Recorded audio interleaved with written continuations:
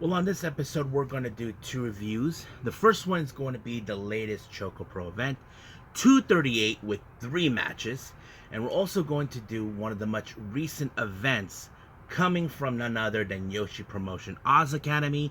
I know I had a lot of people that tells me where I get to see them, but you guys know I always say I watch it at Watch Pro Wrestling. And a couple news updates that I want to share with everybody what's been going on in the world of pro wrestling. So, let's get started with another episode of Deleted Wrestle Zone.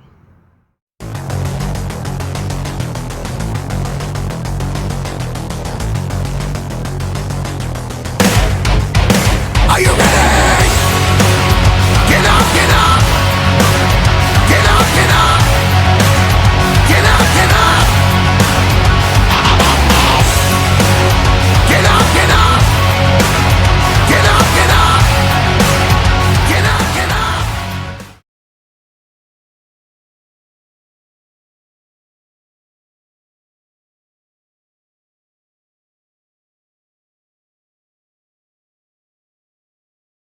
Welcome everybody to Deleted Wrestle Zone, all things that's been pro wrestling with AEW, NXT, New Japan Pro Wrestling, Impact Wrestling, the National Wrestling Alliance, various promotions, wrestlers, matches, and championships. I am your host, J Rod here. So, let's begin with the latest ChocoPro event, 238, that happened today on Wednesday, but it happened in fact in Japanese timing. So, our first match, we have Sayaka Obihiro versus Masahiro Takanashi. But I want to make a note here. This was in the middle of the night. No fans, like they did 2 episodes ago. Basically, that's what took place. But anyway, this match, well, as you know, Masahiro Takanashi, he is a veteran in the game. Sayaka is 12 years in as well. But however, this one is more of a aggressional thing. These guys have been tag partners. They have been rivals, however they want to call it. But however, the dirty tactics with Masahiro Takanashi always gives him the bigger advantage in order to win. And not to mention his usage of the referee, more particularly Mei Shiruga, who sometimes it gets a little dumbfounded, not realizing what she got herself into until it's too late. But without her noticing, Masahiro actually blinded her. Sayaka, he blinded Sayaka while Mei Shiruga did not see it, giving her the advantage to pick up a victory by submission. Now, this next match, this one, I like to say this was one of the most intense matches I've ever seen. This is between Egg Tarts, Chiko Shikawa, and Hagane Shino. I am so happy those two are back together, because they're my second favorite tag team in ChocoPro. The Egg Tarts. I know it feels like a weird name, but it's awesome. I don't like it. Now they start having merchandise, which they were promoting at the start of their match, but before the start of their match. However, their opponents is none other than, of course, Yuna Mizumori and your Royal Highness Ami Sakura. Now, you can guess in this type of particular match that if you guys who have seen Yuna and Emi, they seem like an unstoppable force.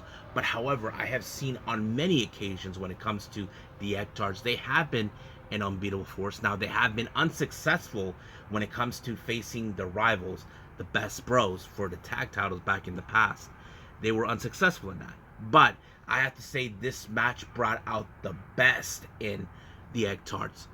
Because the way I see it, this match ended in a time limit draw.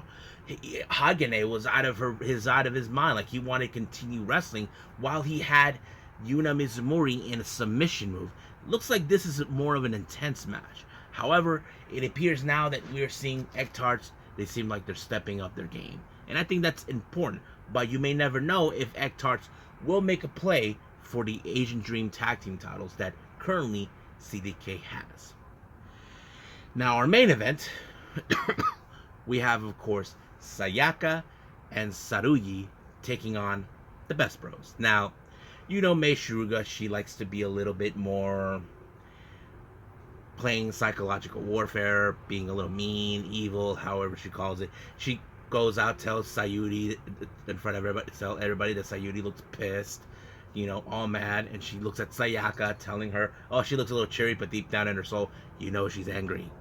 I mean, I can tell that she's trying to get her to be pumped up. But this match, it was in fact, I have seen both Sayuri and Sayaka. Both girls are part of the fourth generation of Emi Sakura's class, and they have improved a lot. Recently we have seen Sayuri improved a lot, not only as a singles competitor but also as a tag team competitor. As for Sayaka, mostly she does tag team, but I have seen her how she has grown in singles competition in the past, and I think that tells us, that's a good thing to watch out of it. And unfortunately, it was Mei Shiruga who picked up the victory by pinning Sayaka. And of course, Sayaka decided to take things out of proportion, try to start like a little something something. But of course, Mei Shiruga's happy that she picked up the victory. And I'm sure Balinaki's like, that was cool. But yeah. Now, our Jonkin tournament, this one was a very interesting one in every way possible. But I can tell you this. The best bros were eliminated. And they had this other guy. I don't know who he is. Turns out that he's a friend of Emi Sakura. He was involved in the Jonkin. And he beat, I forgot who it was. Oh yeah, he beat Emi Sakura, but he lost to Hagane Shino. Chieko Shikawa was eliminated too. But the person I did not anticipate was none other than Saruyu, who she ended up being in the finals with Hagane, and she won, and then Egg Tarts completely lost. So, but you could say, wait a minute, but it's supposed to be one-on-one. It's true, but whenever one team wins, one person in that team wins, everybody wins. That's how it works. So, however, Saruyu won. Now, in the post-show, they set out that there's going to be 2 shows coming up this coming weekend, the 25th and the 26th, which I'm excited. Now, it hasn't announced what matches is going to be, so we will pay attention to those by the time we get to before the weekend. I think either Thursday or Friday. I'm not sure yet. So, we'll see about that. So, I think that's pretty much it. Right now, with ChocoPro, I believe it's time for Oz Academy.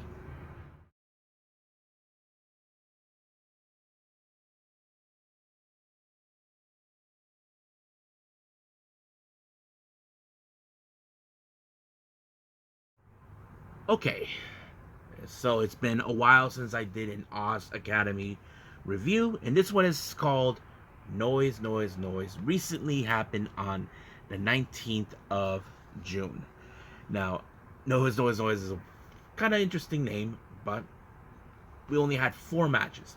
Now, our first match we had, of course, is Atsuki Aoki taking on Lady Destroyer, Hiroyo Matsumoto. Now, this match, as you know, I've seen these 2 ladies, how they fight, how they wrestled in different occasions, but this was one of the most toughest challenges for either of them. But, however, it was Lady Destroyer herself who picked up the victory with 1, 2, 3, good night. So I have to say it was a pretty good match.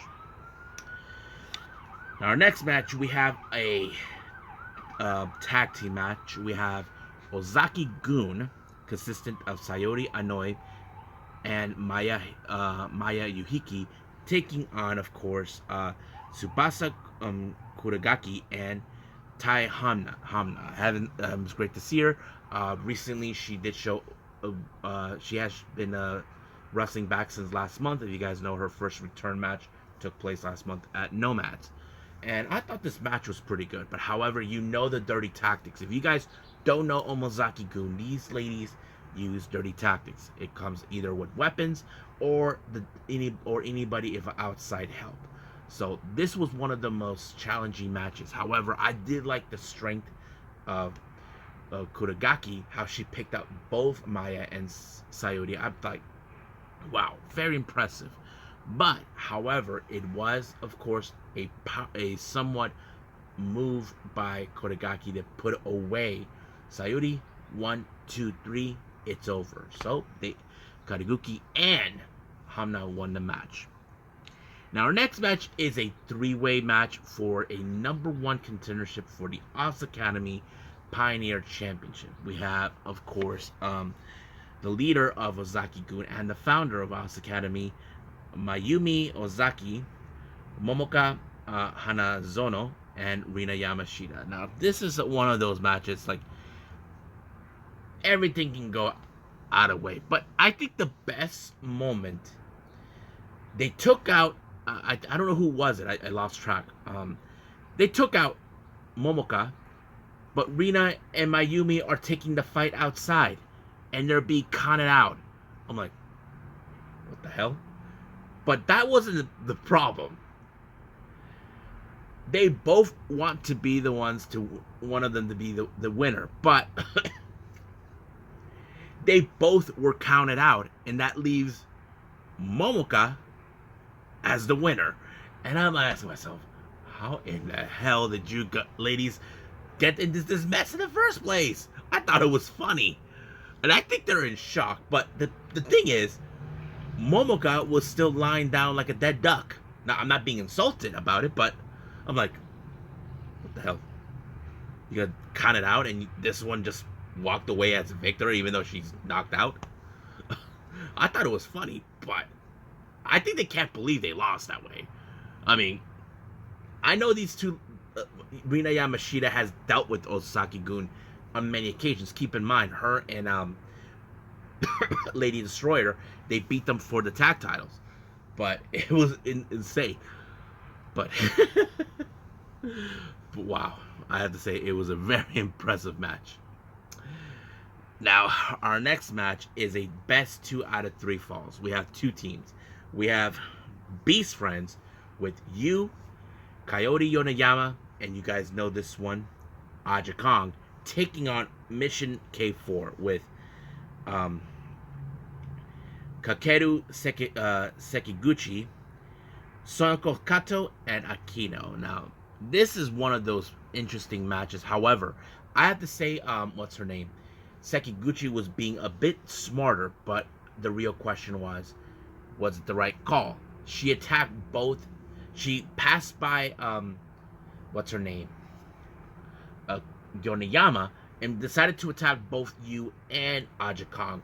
Now, you can say, but they're big women, they could actually take them out. True, because the logical conclusion is that you have the bigger threat, which is Aja Kong and Yu. They're two big women. Now, not being the discretion, there's always the threat when it comes to wrestling psychology, when you realize, okay, this big individual. If I was facing Lance Archer, I know, and Lance Archer in a tag match, and his tag team partner is a bit shorter, I need to take out the big person, who's the bigger threat. So, but it didn't do so well.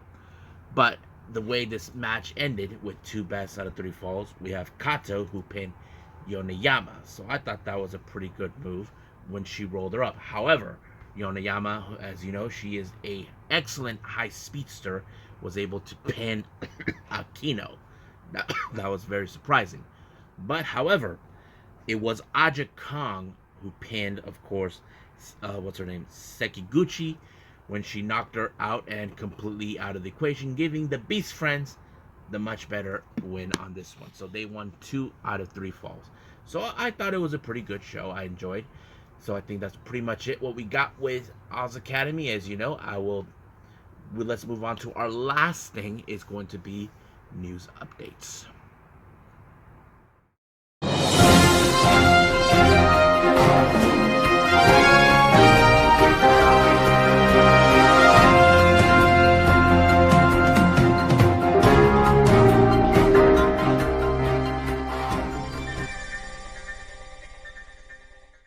Okay, so here are some news updates that are going on. Now, you may have heard the good news. Triple H is back in the Performance Center. Now, I know this is a lot of things, a lot of questions have been going around that this happened at the moment where we know things have been going a little difficult in WWE. As you know, Vince McMahon temporarily stepped down as the CEO. Triple H's wife and daughter of Vince McMahon is stepped in as the interim. It's still unclear what is the Courser's role. We know he made a visit and spoke at the Performance Center. I know some people are hoping that he takes back NXT because we know that NXT was his baby and all this. I mean, I have to say that I do give NXT its due, even without Triple H. But I always did say that Triple H was the real guy who made NXT possible. So I don't know what it is, but we will follow up and see what's going on, and hopefully maybe he does come back. We'll just wait and see. Now, if you guys may have heard the news, recently Matt Hardy, this past weekend, went to Tijuana, Mexico, right across from San Diego, where I'm from. He actually participated in Triple Mania 30, Chapter 2, in a tag match with Johnny Hardy, or as we know him, Johnny Multiple. Apparently, he suffered a knee injury. At the event, his knee was swollen, but there is no info on what type of injury he has. There's no specific time frame. How long is he going to be out yet? But I will follow up on this as much as possible to find out how much time he's going to be out. Now, if you guys, like I said, are fans of the Yoshi Wrestling, you know last month in May, we had the first ever Nomads show, Volume 1. I did not see that one. I heard it was good. I heard there was some good matches they had. Apparently, as you know, they recently announced there's going to be a Volume 2 that's going to take place in August. Now, they have enough time between here and now. Some of you probably question right now, how come they're taking it all the way in August if their last show was in May? Well, you keep in mind, the Nomads is an organization for freelance wrestlers, especially in the Yoshi world. All these wrestlers, all these Yoshi wrestlers are in fact freelancers. So they work at various locations. So that's the reason. We don't know how far along they're booked. But I didn't mention last time, I don't remember when, that they already got wrestlers who are signed, that are booked for Volume 2. I did mention all 4 members of Colors are going to be there. Saki, Yukito, Hikari, and Rina. And also we have you and, of course, Lady Destroyer, Hiroyo Matsumoto. However, it's been already announced on their official Twitter page that 3 more names have been added for the Volume 2. We have, of course, Sayori Inouye, Maika Ozaki, and Tai Hamna. I'm very excited that are here for this one. As you know, I think they might have used all of them in the previous. It's still unclear what's going to be on the card. But I'm sure there's going to be more names be mentioned down the line for Nomads. I just got to pay attention to that. So if you guys have it, I don't know how you can watch it. I remember somebody named Karen Watches Wrestling. That's a YouTube channel. You guys can check that out. There's a video. She put a link about how you can watch the show. I keep forgetting to set up the link, but I'll do the best I can to put that up because I know some of you probably want to check it out too. But I'll see if I can do that one. Find the link to that. I think that's pretty much it right now. I believe it's time for me to call it a day. Okay, so as you guys know, today is Wednesday, so we all know what that means. So we got AEW Dynamite, so I will put that video up the following day as soon as that. But I'm thinking about reviewing 2 days of Stardom, which took place in Osaka. Now, there are 4 events that I haven't seen yet. I can catch up to those before we get to the weekend.